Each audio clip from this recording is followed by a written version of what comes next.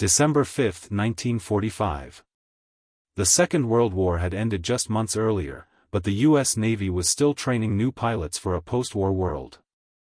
At Naval Air Station Fort Lauderdale, Florida, the afternoon sky was calm, the air crisp, and the Atlantic Ocean stretched endlessly to the horizon. On that day, 5 Grumman TBM Avenger torpedo bombers prepared for a routine training mission. Their assignment was simple: practice navigation, fly a triangle-shaped course over the ocean, release simulated bombs on a target range, and return safely to base. For the Navy, it was just another drill. At 2:10 p.m., the engines roared to life.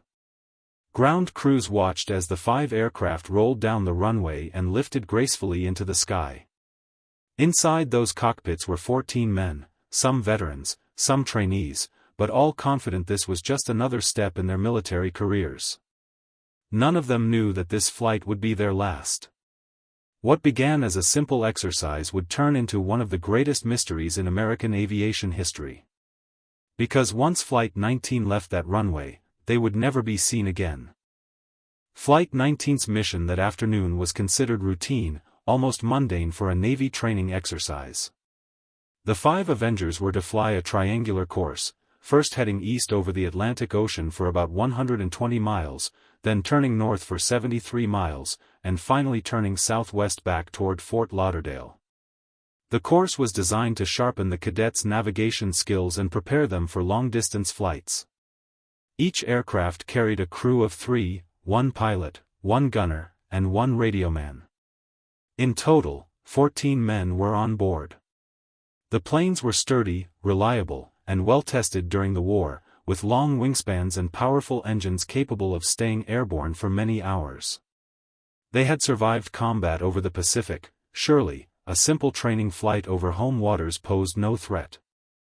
Before departure, weather reports had been clear. Visibility was good, seas calm, and no storms were forecast in the area. The conditions, on paper, were perfect for a safe and successful flight. But as history has shown, danger often arrives when least expected. Leading Flight 19 that afternoon was Lieutenant Charles C. Taylor, a decorated combat pilot with thousands of hours of flying experience. Taylor had fought in the Pacific during World War II and had faced enemy fire more than once. To the Navy, he was the perfect man to guide a squadron of young trainees. But what no one knew was that Taylor had a history of getting disoriented in the air, an unsettling detail that would later become critical to the mystery. The rest of the squadron was made up of young aviators, most of them in their late teens or early 20s. These were men at the beginning of their military careers, ambitious, eager, and still learning the complexities of advanced navigation. Each plane carried 3 men, a pilot, a gunner, and a radioman. Together, they were a mix of experience and inexperience, veterans and rookies, working as a unit. To the outside world, they seemed invincible. They wore their crisp Navy uniforms with pride, their flight helmets strapped tight, their faces marked with determination. Some of them had never flown over open ocean before. Others had been in training for months, waiting for their chance to prove themselves. 14 men in total, all with their own dreams and destinies, boarded those 5 aircraft that day. None of them could have imagined that their names would soon be written not in the record books of military achievements, but in the pages of one of America's most haunting unsolved mysteries. At exactly 2:10 p.m., the order was given. One by one, the 5 Grumman TBM Avenger bombers roared down the runway at Naval Air Station Fort Lauderdale. Their massive radial engines shook the ground, sending vibrations through the airfield as clouds of exhaust trailed behind them. Ground crew members shielded their eyes, watching as the dark silhouettes lifted gracefully into the pale afternoon sky. For a brief moment, the formation looked picture-perfect, 5 warplanes climbing steadily, their wings gleaming in the sun. Below, the Florida coastline shimmered in the light, its golden beaches fading into the deep blue of the Atlantic Ocean. The mission was straightforward: fly east into open water, turn north, then west, tracing a triangular route before returning to base. Simple, routine. A flight that should have taken no more than 2 hours. Inside the cockpits, the men settled into rhythm. Dials flickered, radios crackled, and the steady hum of the engines filled the cabins. The pilots checked their compasses, calling out bearings, while radio men exchanged routine chatter. It was business as usual. But as the squadron pressed further out over the open Atlantic, the familiar sight of the Florida coast slowly disappeared behind them. Ahead, only the endless expanse of water stretched to the horizon. The line between sea and sky blurred into a pale haze. What began as just another training mission was now turning into something far more ominous. Flight 19 had left the safety of the coastline, and unknowingly, they were flying straight into one of the greatest aviation mysteries in American history. For nearly an hour, the flight progressed smoothly. The 5 Avengers flew east, their formation steady, their mission on schedule. But then, at 3:40 p.m., the first signs of trouble emerged. A crackling message broke through the radios back at base. It was Flight Leader Lieutenant Charles C. Taylor. His voice was strained, uncertain. He reported that both of his compasses were malfunctioning. North and south seemed to mean nothing anymore. Taylor's transmission grew more confused.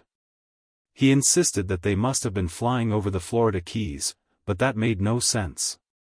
The training route had been far to the north. If Taylor truly believed they were over the Keys, it meant he had lost all sense of direction.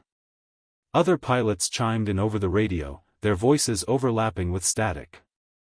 Some suggested turning west, heading back toward Florida. But Taylor, convinced they were somewhere over the Gulf of Mexico, ordered them to fly east instead, further out to sea. Back at Fort Lauderdale, radio operators grew alarmed. Their attempts to guide Flight 19 home were met with broken transmissions, fading in and out, as though the very airwaves themselves were being swallowed by some unseen force. Confusion spread among the pilots. What should have been a routine navigation drill had now become a desperate struggle to find land. For the first time, the men of Flight 19 began to realize they were lost. As the afternoon turned to evening, Flight 19's situation grew increasingly dire. The sun began its slow descent toward the horizon, casting long shadows over the endless Atlantic, and a chill seemed to creep into the air. The men were disoriented, unsure of which direction to fly, and every mile they covered seemed to take them further from safety. Radio transmissions became frantic. Taylor's voice, once calm and confident, grew tense and desperate. He spoke of failing compasses, misread maps, and landmarks that didn't exist. Overlapping voices of the other pilots added to the confusion, their words filled with uncertainty and fear. Ground control at Fort Lauderdale tried desperately to guide them home, giving directions and repeated bearings. But the crackling static often drowned out the messages, and the men's own sense of direction was failing them. Every suggestion from the base seemed to clash with what Taylor believed he saw from the air. As night approached, the ocean became a vast, dark void. The pilots could no longer see the sun, the coastline, or even the clouds above. Panic crept into the formation.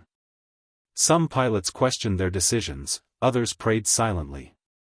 They were trained aviators, men who had faced the horrors of war, but never anything like this. Then came the chilling words that would haunt history: "We're completely lost, we'll have to ditch unless we spot land soon." The squadron, once so disciplined and coordinated, now drifted into uncertainty, swallowed by an ocean that seemed endless and merciless. In those final hours of daylight, Flight 19 teetered on the edge between routine exercise and disaster. The men knew, deep down, that the Atlantic held no mercy for those who could not find their way. As darkness fell over the Atlantic, the Navy realized the full scale of the crisis. Flight 19 had vanished into the vast expanse of the ocean, and initial radio contact had grown faint and unreliable. Panic and urgency rippled through the air station. Within hours, a massive search and rescue operation was launched. Over 300 aircraft and 13 ships scoured hundreds of square miles of open water. Pilots and sailors combed the horizon, scanning for any sign of the missing squadron. Every shadow on the ocean surface sparked hope, only to vanish as quickly as it appeared. The search itself turned into a nightmare. Clouds thickened, winds rose, and night fell faster than expected. Visibility was near zero, and even the most seasoned rescuers struggled against the elements. The ocean, calm by day, had become an unforgiving expanse, swallowing everything in sight. Then came the unthinkable. A PBM Mariner rescue plane, sent to find Flight 19 and carrying 13 crew members, also disappeared. Witnesses on nearby ships reported a massive fireball over the ocean, lighting the night sky with a brief, terrifying brilliance. But when rescue teams arrived at the location, there was no wreckage, nothing but the endless, dark waters. In one night, 27 men had vanished. Not one had returned. The Atlantic had claimed both the training squadron and the brave crew sent to save them. The tragedy stunned the Navy, the nation, and the world, cementing Flight 19's place as one of the most haunting aviation mysteries in history. Speculation ran rampant. Some blamed navigational error. Others whispered of magnetic anomalies, of strange forces in the Bermuda Triangle. But no explanation could bring back the men or the planes lost that night. Flight 19 and the Mariner had simply disappeared, leaving behind only questions, fear, and a story that would haunt generations. The disappearance of Flight 19 left the U.S. Navy, the families of the airmen, and the public with one haunting question: what really happened? The first and most widely accepted theory is navigational error. Lieutenant Taylor, convinced he was over the Florida Keys, may have mistakenly led his squadron east into the vast Atlantic instead of west toward land. With fuel running out, the planes would have eventually ditched into the sea. But if that were the case, why was no wreckage ever found? Not a single trace of the 5 aircraft, nor the 14 men aboard, was ever recovered. Another explanation is equipment malfunction. Pilots reported their compasses spinning wildly, refusing to point north. Could faulty instruments have sealed their fate? Or was there something unusual about that patch of sky that day? This leads to the most famous speculation, the Bermuda Triangle mystery. The region between Florida, Bermuda, and Puerto Rico has long been associated with strange disappearances of ships and planes. Some believe powerful magnetic anomalies exist there, capable of distorting compasses and interfering with navigation. Others even suggest sudden rogue waves or violent storms could have swallowed the aircraft whole. Then there are the extraordinary theories, ideas that push beyond the scientific. Some claim Flight 19 was pulled into another dimension, a time warp, or even taken by extraterrestrials. While mainstream science dismisses such possibilities, these stories have fueled decades of fascination. The U.S. Navy's official report? Cause unknown. That verdict has only deepened the mystery. For nearly 80 years, Flight 19 has remained one of aviation's greatest unsolved puzzles, a story suspended between fact, speculation, and legend. In the days and weeks that followed, the U.S. Navy launched one of the largest search operations in its history. More than 300 boats, aircraft, and thousands of men scoured the Atlantic, covering thousands of square miles. Yet not a single trace of Flight 19, no wreckage, no bodies, no oil slick, was ever found. The disappearance shocked the nation. Newspapers across America ran bold headlines about the vanished squadron. It was the kind of story that gripped the public imagination: 5 aircraft, 14 men, all gone without explanation. Over time, Flight 19 became more than a military tragedy. It became a legend. Writers, journalists, and investigators linked it to a mysterious patch of ocean that would come to be called the Bermuda Triangle. The disappearance of those 5 planes became the cornerstone of a myth that endures to this day. Books were written. Documentaries were made.